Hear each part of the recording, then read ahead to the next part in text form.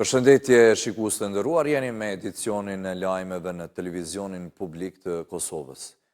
Në konferencën e sigurisë në Munich që ka mbledhur udhëheqësit botëror në kuadër të samitit traditor, paralajmërohet një epokë e re në politikën botërore. Delegacioni i Kosovës i kryesuar nga kryeministri Albin Kurti edhe sot ka zhvilluar një sër takimesh me udhëheqës e politikanë të shteteve pjesëmarrëse. Vlen të përmendet takimi me senatorët amerikanë kryesuar nga Gjan Kurti ka përsëritur 3 kërkesat që kanë në raport me Serbinë, dorëzimi i Milan Radojčićit për të përballur me drejtësinë në Kosovë. Në nënshkrimi i marrëveshjes bazë dhe tërheqja e letrës së ish kryeministrës serbe Brnabić, ku thuhet se nuk do të respektohet integriteti territorial i Kosovës. Njëherë në vit, kështu blindohet vendi ku mbahet konferenca e sigurisë në Munich të Gjermanisë. Në këtë forum të rëndësishëm ku marrin pjesë shtetet e fuqishme nga gjithë bota, Kosova është përfaqësuar nga kryeministri Albin Kurti, ministri i jashtëm Glauko Njufca dhe ai i mbrojtjes Ejup Maqedonci. Interesimi është i jashtëzakonshëm i mediave për shkak të peshës dhe marrëveshjeve që bëhen brenda këtij hoteli. Gjatë ditës Kurti është takuar me homologun e tij kroat Andrej Plenković. Plenković uroi Kurtin për mandatin e tretë si kryeministër i Kosovës, derisa biseduan për situatën në rajon në aspektin e sigurisë dhe mbrojtjes. Kurti zhvilloi takime dhe me ish kryeministrin e Belgjikës Alexander De Croo, i cili tash mban rolin administratorit të programit të Kombeve të Bashkuara për zhvillim. Kryeministri theksoi progresin demokratik dhe zhvillimin ekonomik të Kosovës përgjatë këtyre 5 viteve, të dëshmuar edhe përmes renditjeve pozitive në indeksin ndërkombëtare, thuhet në komunikat. Kryeministri ngriti po ashtu rëndësinë në qasjen e Kosovës për fondet vertikale të klimës dhe mjedisit, sikurse në fondin global të mjedisit dhe fondin e klimës së gjelbërt, qasje që mundson avancimin e agjendës së tranzicionit të gjelbërt. Kryeministri i Republikës së Kosovës Albin Kurti vijoi takimet në konferencën e sigurisë në Munich me deputet nga Bundestagu gjerman. Thellimi i bashkëpunimit bilateral ishte ndër temat e diskutimit. Kryeministri i ftoi për më shumë investime gjermane në Kosovë, gjërsa ky mandat qeverisës do të jetë mes tjerash edhe i hekurudhave, ndërtimit të digave për ujë të pijes, stadiumeve në kuadër të organizimit të lojrave mesdhetare, tha kryeministri Kurti. Takimet të rëndësishme u mbajtën edhe orët e pasditës me përfaqësuesit amerikan, delegacionit të së cilës i printe senatorja amerikane Shahin. Pjesë e takimeve të shumta në Munich, për herë të parë në cilësinë e kryediplomatit e Kosovës është edhe Glauko Njufca. Në një intervistë për ATK ai foli për pjesëmarrjen dhe takimet të zhvilluara në kuadër të konferencës për sigurinë, si dhe bëri të ditur se nesër do të udhëtojë në Hag, ku do t'i takojë ish krerët e UÇK-s. Ndjekim intervistën realizuar nga kolegu Besart Galica. Zoti Njufca, ju sot morët pjesë në këtë edicion të 62 të konferencës së sigurisë në Munich. Cilat ishin takimet që realizuat ditën e sotme? Po natyrisht Kosova është pjesëmarrëse e rregullt e konferencës së Munichut. Kjo është njëra prej forumeve më të rëndësishme botërore të sigurisë. E kur jemi te siguria, të gjithë e kanë parasysh që sidomos pas vitit 2022, pas agresionit pa provokuar të Federatës Ruse mbi Ukrainën, edhe në aspektin global, politika e jashtme po bëhet gjithnjë më shumë siguri. Dhe Kosova natyrisht që do të jetë e pranishme, kryeministri Kurti ishte i pranishëm, unë mora pjesë edhe ministri Maqedonci për ta prezantuar edhe vizionin atë qëndrimet tona sa i përket mbrojtjes edhe ushtrisë të Kosovës. Takimet ishin të shumta, takuam senatorët amerikanë, takuam përfaqësuesit e Turqisë, unë po ashtu edhe të Estonisë, edhe të Malit të Zi. Po ata rastin që këmbej mendime edhe me zotin Schmidt, përfaqësuesin e Bashkimit Evropian për Bosnën, sepse fati i Bosnës edhe stabiliteti i Bosnës na intereson, edhe kemi vëmendjen edhe aty. Ka ndodhur 10 takime shumë të rëndësishme, edhe me kryeministra. Tash zoti Kurti, derisa ne po flasim këtu, është duke e takuar ministrin e jashtëm gjerman, Vadeful.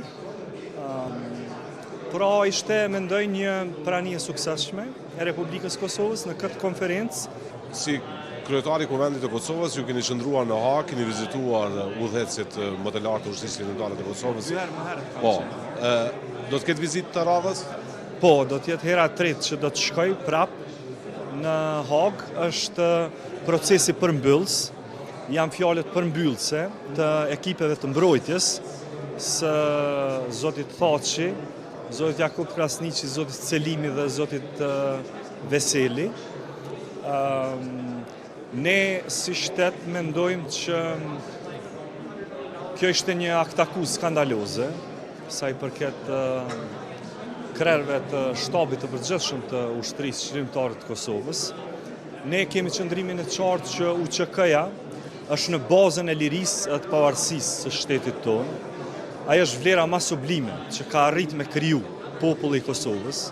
UÇK-ja ka dalë pe gjirit popullit, nuk është e kriju me nga larg, nuk është e kriju me dekrete politike. Është vetë zgjimi popullor për me mbrojt vendin tonë nga gjenocidi i Serbisë. Kjo është ushtria shërimtare e Kosovës. Dhe kush thotë që qëllimi i UÇK-s ishte spastrimi i serbëve, apo ishte eliminimi i figurave tjera politike, apo ishte targetimi i pakicave kombëtare, apo i gjithë atyre që nuk pajtohen me UÇK-n, kjo është një huqje shumë e rrezikshme, e cila qëllimin e ka fort të keq, dhe ky qëllim është me vendos re të zeza mbi shtetësinë dhe mbi pavarësinë e Republikës Kosovës. Prandaj ne nuk do ta lejojmë këtë, ne do ta ngrisim zërin kundër këtyre akt akuzave, dhe unë jam fort i bindur që për shkak të pastërtisë të luftës që ka ndodhur, e cila ka qenë luftë mbrojtëse, jo luftë pushtuese, jo luftë për me rënu popull tjerë, po për me ngrit popullin tonë drejt lirisë dhe drejt pavarësisë. Pikërisht për shkak të kësaj, në cilën ne besojmë në mënyrë pa luhatshme, pra në pastërtinë e luftës tonë, unë besoj fort që në muajin prill këto akt akuza gjykata i hedh poshtë si të paqëndrueshme, krerët e UÇK-s kthehen në mesin tonë dhe në mesin e familjeve të tyre, të cilat atyre ju kanë munguar atë gjatë dhe fiton Kosova. Ministri i Mbrojtjes Ejup Maqedonci është gjithashtu pjesë e takimeve në konferencën e sigurisë. Në fokus mbetet bashkëpunimi në fushën e sigurisë dhe mbrojtjes mes Kosovës, Shqipërisë dhe Kroacisë, nënshkruar vitin e kaluar që si vjet do të finalizohet me një stërvitje të përbashkët. Dje kishim takim në Rodës me ministrin Pirovengo dhe ministrin Anoshish, takim që po bëhet në vazhdimsinë e bashkëpunimit që kemi me Republikën e Kroacisë dhe Republikën e Shqipërisë në fushën e mbrojtjes. Pra dihet që vitin e kaluar kemi nënshkruar një deklarat të përbashkët për bashkëpunim në fushën e mbrojtjes, një deklarat të 3 vendeve, pra një bashkëpunim trilateral në mes 3 vendeve për bashkëpunim në fushën e mbrojtjes. Dje ishte pra një takim si vazhdim i këtij bashkëpunimi që normalisht u diskutuan shumë gjëra dhe u diskutuan shumë fusha ku do të vazhdojmë bashkëpunimin. Është për të theksuar që vlerësuam lart takimin që patën shefat e mbrojtjes para disa ditëve në Shkodër, ku dakorduan edhe për një ushtrim të përbashkët në mes të 3 ushtrive, pra të 3 vendeve që do të realizohet së shpejti, pra gjatë këtij viti në Kroaci. Përveç tjerash diskutuam edhe për mundësitë për bashkë investime në bashkëprodhim në fushën e mbrojtjes, pra së bashku të 3 vendet po bashkëpunojnë për të vendosur industrinë e mbrojtjes si një aset i përbashkët për 3 vendet. Ideja është që të shikojmë mundësitë për bashkëpunim, për bashkëprodhim në shumë, mund të themi, fusha, por kryesisht të pajisjeve ushtarake, të municioneve, por edhe pse jo të automjeteve dhe sistemeve të tjera të armatimit. Po në këtë forum ku me të vërtet është një ndër forumet më të rëndësishme në botë rreth çështjeve të sigurisë dhe mbrojtjes, ku po prezantohemi nga kryeministri Kurti dhe pjesa e delegacionit tjetër të qeverisë Republikës së Kosovës, përveç takimeve me zyrtarët, përveç takimeve me homologët tanë, zhvillojmë edhe takime me kompani të ndryshme prodhuese që janë lidere në aspektin e prodhimeve ushtarake. Ne realizuam sot takim me drejtorin ekzekutiv të Mercedesit, pra të pjesës së automjeteve taktike ushtarake që prodhon Mercedes, me të cilët vitin e kaluar kemi realizuar një kontratë 3 vjeçare për furnizim me automjete taktike nga firma Mercedes, automjete taktike ushtarake që janë ndër më të njohurat në gjithë, mund të themi, inventarin e ushtrive të botës. Deklarata e liderëve perëndimor në ditën e dytë të konferencës së sigurisë në Munih u përqendruan të rend i ri gjeopolitik, siguria euroatlantike dhe lufta në Ukrainë. Sekretari Amerikan i Shtetit Marco Rubio paralajmëroi një epokë të re strategjike dhe kërkoi aleat më të fortë evropian, ndërsa kryeministri britanik Starmer theksoi rëndësinë e unitetit të NATO-s dhe bashkëpunimit me SBA-n përballë kërcënimeve globale. Dita e dytë e konferencës për sigurinë në Munih u dominua nga mesazhe të forta mbi rendin e ri botror dhe rolin e aleancës perëndimore.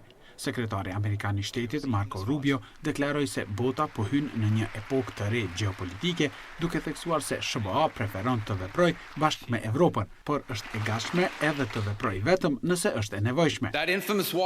Ai kërkoi që Evropa të forcojë kapacitetet e saj ushtarake, duke shtuar se Washingtoni nuk dëshiron aleat të dobët, por partner që mund të mbrojnë veten dhe të kontribuojnë në sigurinë kolektive. Rubio tha gjithashtu se mbetet e paqartë nëse Rusia është serioze për paqen në Ukrainë dhe se SBA do të vazhdojë ta testojë këtë. Në lidhje me marrëdhëniet me Kinën, ai theksoi se dialogu është i domosdoshëm mes dy ekonomive më të mëdha në botë, por çdo marrëveshje duhet të mbrojë interesat kombëtare amerikane. E kryeministri i Mbretërisë së Bashkuar, Keir Starmer, në Munih theksoi nevojën për unitet transatlantik dhe për forcim të mbrojtjes evropiane, duke nënvizuar se siguria e Evropës dhe e NATO-s mbetet e pandashme nga bashkëpunimi me SBA-n. Ndërsa presidenti francez Emmanuel Macron deklaroi se Evropa duhet të përgatitet për më shumë pavarësi strategjike, ndërsa sekretari i përgjithshëm i NATO-s Mark Rutte theksoi se lidhja transatlantike mbetet thelbësore për sigurinë globale. Presidenti Ukrainas Volodymyr Zelensky u shpreh se konferenca mund të sjellë hapa konkret drejt forcimit të sigurisë së përbashkët për Ukrainën dhe Evropën. Në fokus të diskutimeve ishte edhe çështja e Groenlandës, pasi kryeministrja daneze Mette Frederiksen pritet të diskutojë me Rubion deklaratat e presidentit amerikan Donald Trump për rëndësinë strategjike të ishullit. Konferenca vazhdon me sesione mbi luftën në Ukrainë, tensionet globale dhe të ardhmen e marrëdhënieve transatlantike, në një moment kur liderët perëndimor paralajmërojnë ndryshime të mëdha në arkitekturën e sigurisë ndërkombëtare.